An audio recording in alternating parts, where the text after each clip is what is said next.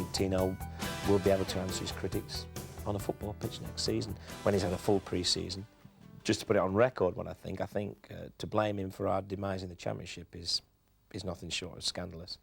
I think there's a lot more to it than that, and I think if people analyse it, they'll see it. A lot of players didn't play well from the time he came. My initial plan was just to bring him on slowly, put him sub, fetch him on. But what you saw in that 20 minutes at Middlesbrough meant you thought, well, why wait?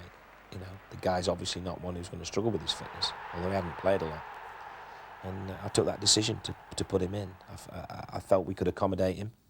I was aware of what other people were saying, but I felt it was, at that time, I didn't, you know, the Middlesbrough game, in some ways, was the 70 minutes there, was the way we were starting to play, I felt. You know, we were looking a little bit predictable and a little bit like we needed some new momentum from somewhere.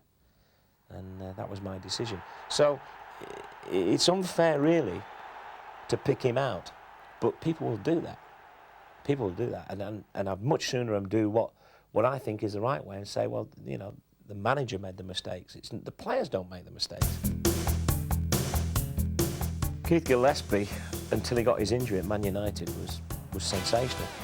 If you ever look back at the Man United game and see the tackle, it was a bad tackle. And he got the injury. It was a bad injury. It took a lot of getting over, and it took him a while to get back fit again. And then when I put him in for the 3 games, you know, although I put him straight back in, that showed you what I thought of him. His performances weren't good, but the team won the first 2 games. And so you think, oh, 3rd game. But, you know, I don't think Keith ever picked up to where he was. And a lot of things have happened to Keith this year. You know, he has had the problems with the betting, which he's over now, and he understands, and the club helped him tremendously there. And I was really proud of the way the board, you know, they could have so easily said, hey, it's not our problem. No, he's one really for the future.